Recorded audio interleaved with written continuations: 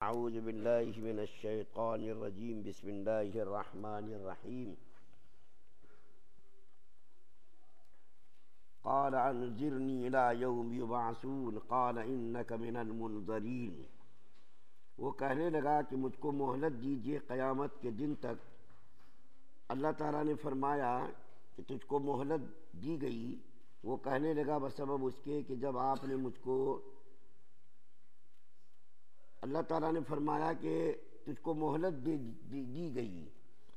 سورہ انعام کی 14 اور 15 نمبر کی 2 آیات آپ کے سامنے پڑھی گئی۔ شیطان کو اللہ تعالیٰ نے آدم علیہ السلام کو سجدہ نہ کرنے کی وجہ سے جب راندے درگاہ کر دیا اور اللہ تعالیٰ نے آسمان سے نکلنے کا حکم دیا تو شیطان نے اللہ تعالیٰ کے حلم کو دیکھا، بردباری کو دیکھا کہ اللہ تعالیٰ کتنے حلیم ہیں، کتنے بردبار ہیں، تو اس نے اللہ تعالیٰ سے درخواست کی کہ یا اللہ آپ نے مجھ کو تو راندے درگاہ کر ہی دیا، میں تو آپ کی نظر میں ملعون اور مردود قرار دے دیا گیا، اب آپ سے میری ایک گزارش ہے۔ وہ گزارش یہ ہے کہ آپ مجھ کو قیامت تک کے لیے مہلت دے دیجئے، قیامت تک کے لیے آپ مجھ کو زندگی عطا فرما دیجئے، مجھ کو موت مت دیجئے۔ شیطان دیکھیں کتنا ہوشیار تھا۔ چنانچہ اس آیت کریمہ کے تعلق سے علماء نے مختلف تفاسیر بیان کی ہیں کہ شیطان نے جو مہلت مانگی وہ مہلت کہاں تک کی مہلت تھی اور اللہ تعالیٰ نے ان کو کہاں تک مہلت دی۔ تو علماء نے لکھا ہے، چنانچہ ایک آیت کریمہ کے اندر بھی اللہ تعالیٰ نے فرمایا الی یوم الوقت المعلوم، کہ وقت معین تک ان کو مہلت دی گئی۔ وقت معین سے کیا مراد ہے؟ سب سے بہترین توضیح جو میری سمجھ میں آئی ہے، وقت معین سے مراد اللہ کو معلوم ہے کہ وہ وقت کب تک ہے، اللہ تعالیٰ نے اس کو کب تک کی مہلت دی ہے، اللہ کو معلوم ہے۔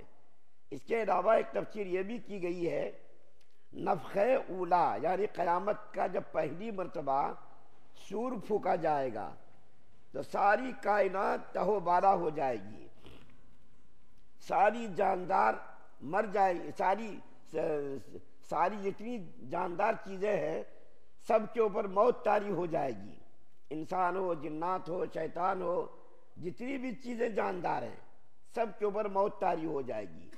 تو یہ شیطان بھی اس کے اندر شامل ہوگا، یعنی اس کے اندر جتنے جاندار چیزیں ہیں، جتنی چیزوں پر فنا طاری ہوگی تو شیطان بھی اس کے اندر شامل ہے، شیطان پر بھی فنا طاری ہوگا۔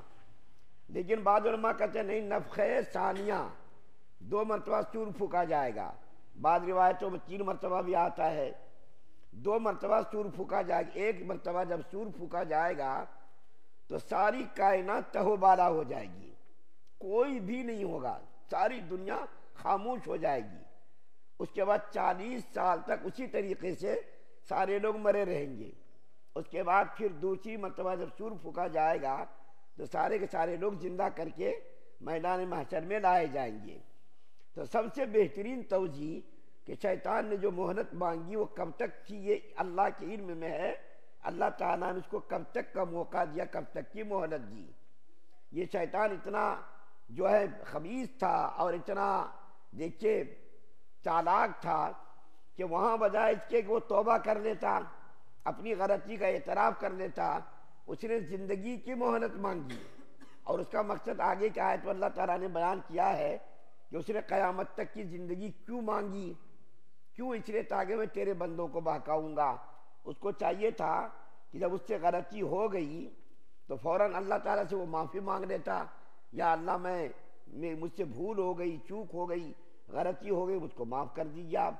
اس کے بعد شیطان کو روئے زمین پر بھیجا گیا اور یہ عہد کر کے آیا کہ میں تیرے بندوں کو بہکاؤں گا۔ ایک واقعہ بیان کر کے، چونکہ تفسیر زیادہ نہیں ہے، ایک واقعہ بیان کر کے بات کو ختم کرتا ہوں۔ ایک مرتبہ حضرت موسیٰ علیہ السلام سے شیطان کی ملاقات ہوئی تو شیطان کو موسیٰ علیہ السلام نے بہت ڈانٹا۔ یہ واقعہ تلبیس ابلیس میں علامہ ابن جوزی رحمۃ اللہ علیہ نے لکھا ہے، اور یہ کتاب بالکل عجیب و غریب ہے۔ اس کتاب کے اندر شیطان کی مکاریاں اور شیطان کے فریب کے بارے میں لکھا ہے کہ کس آدمی کو کس طریقے سے شیطان بہکاتا ہے۔ تاجروں کو بہکانے کا طریقہ کیا ہے، عالموں کو بہکانے کا طریقہ کیا ہے، جاہلوں کو کس طریقے سے بہکاتا ہے، حاجیوں کو کس طریقے سے بہکاتا ہے، نمازیوں کو کس طریقے سے بہکاتا ہے، سارے لوگوں کو بہکانے کے جو شیطان کے طریقے ہیں، اس کی جو تدبیریں ہیں، کن کن راستوں سے کس کو بہکاتا ہے، اس کے بارے میں اس کتاب کے اندر لکھا گیا ہے، علامہ ابن جوزی نے لکھا ہے۔ تو اس کے اندر لکھا ہے کہ شیطان سے ملاقات ہوئی حضرت موسیٰ علیہ السلام کی، تو حضرت موسیٰ علیہ السلام نے ان کو بہت ڈانٹا کہ کمبخت تو سارے انسانوں کو بہکاتا پھرتا، اس سے تجھ کو کیا ملتا ہے، اس سے تیرا کیا فائدہ ہے، کیوں بہکاتا ہے، کسی کو زناکاری پر آمادہ کرتا ہے، کسی کو قتل و قتال پر آمادہ کرتا ہے، پتہ نہیں کیوں یہ کام کرتا ہے تو شیطان نے کہا کہ میں توبہ کرنا چاہتا ہوں۔ آپ اللہ کے پاس ملاقات کے لیے جب جائیں گے، دیدار الہی جب ہو اور آپ سے اللہ تعالیٰ سے جب کلام ہو، شرف کلامی سے جب آپ ہمکنار ہوں، تو میری درخواست اللہ تک پہنچا دیجئے۔ کیا پہنچا دیجئے؟ میں توبہ کرنا چاہتا ہوں، کیا اللہ میری توبہ قبول کریں گے؟ جب اللہ سے ملنے آپ جائیں تو میری یہ درخواست پہنچا دیجئے۔ تو حضرت موسیٰ علیہ السلام بہت خوش ہو گئے، ارے اگر یہ سیدھا ہو گیا تو سارے انسان سیدھے ہو جائیں گے، برائی کا خاتمہ ہو جائے گا، کہیں بھی برائی کا نام و نشان نہیں رہے گا۔ موسیٰ علیہ السلام خوشی خوشی اللہ سے ملنے کے لیے گئے، اللہ سے شرف کرامی حاصل ہوا۔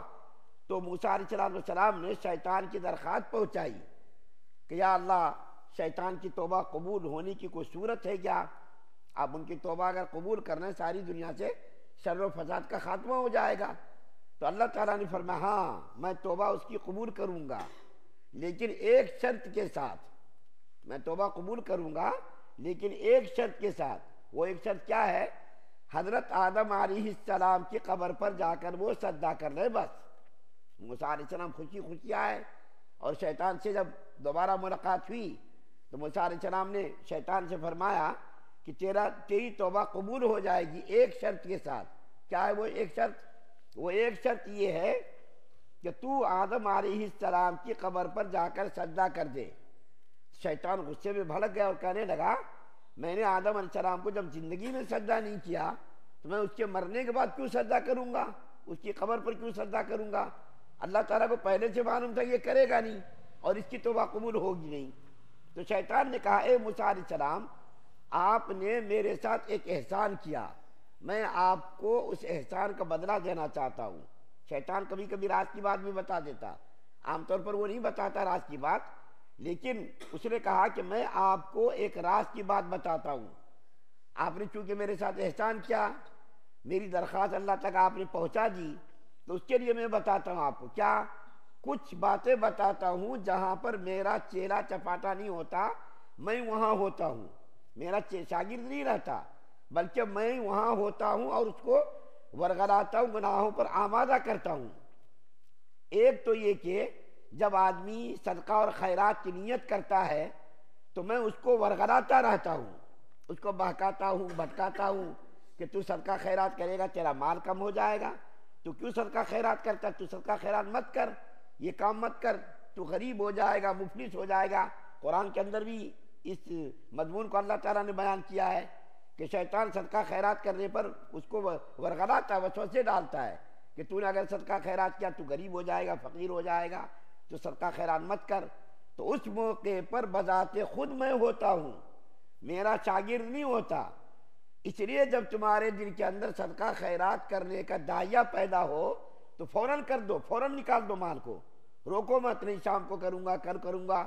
اگر تم نے یہ کام کیا کل کروں گا، پرسوں کروں گا، پھر تم نہیں کر سکتے۔ اور اس کا تجربہ بارہا آپ نے کیا ہوگا، میں نے بھی کیا، کہ نکالنے کا ارادہ ہو فوراً اگر نکال دیا تو وہ نکل جاتا ہے مال، اور اگر نہیں نکالتا آدمی تو پھر یہ شیطان وسوسے ڈال ڈال کر کے اس کو بالکل ہی ٹلا دیتا ہے۔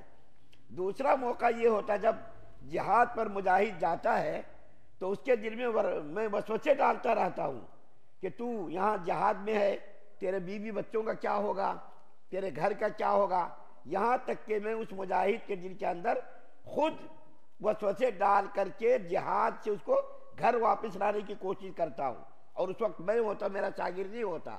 تیسرا موقع جب کوئی غیر محرم کے ساتھ خلوت میں ہوتا ہے تو اس وقت میں ہوتا میرا شاگرد نہیں ہوتا، یہاں تک کہ میں دونوں کو گناہوں پر آمادہ کر دیتا ہوں، زناکاری بدکاری کے اندر دونوں کو ملوث کر دیتا ہوں۔ ان 3 مواقع سے تم بچنا۔ شیطان نے یہ راز کی بات بتائی کہ جب صدقہ خیرات کرنے کا ارادہ ہو فوراً نکال دینا، تاخیر مت کرنا، اور جہاد کے اندر جب کوئی جاتا ہے اس وقت میں بہکاتا ہوں، اس وقت بھی چوکنا رہنا مجاہد، اور جب غیر محرم کے ساتھ کوئی خلوت میں ہوتا ہے تو اس کے دل میں وسوسے، برائی کے وسوسے ڈالتا ہوں، اس کے حسن و جمال کو دکھاتا ہوں، اس کی اداؤں کو دکھا کر کے اس کے دل کے اندر زنا کا داعیہ پیدا کر کے اس کو زناکاری پر آمادہ کر کے چھوڑتا ہوں۔ یہ 3 راز شیطان نے موسیٰ علیہ السلام کو بتائے تھے۔ یہ بات مجھ کو ابھی یاد آئے، میں نے بتایا تو شیطان نے اللہ کے حلم کو دیکھا، بردباری کو دیکھا، اور قیامت تک کی زندگی کی انہوں نے مہلت مانگی۔ اللہ تعالیٰ نے اس کو مہلت دے دی کہ چل بدبخت کم وقت ملعون، تجھ کو میں نے مہلت دی، اور تو جا کر کے کیا کرتا کر، میرے نیک بندے تیرے فرے میں نہیں آئیں گے۔ اس کا تذکرہ آگے کی آیت میں اللہ تعالیٰ نے بیان کیا ہے۔ اللہ سے دعا ہے اللہ تعالیٰ ہم تمام مسلمانوں کو سننے زیادہ عمل کی توفیق عطا فرمائے۔ سبحان اللہ و بحمدہ، سبحانک اللہم و بحمدک۔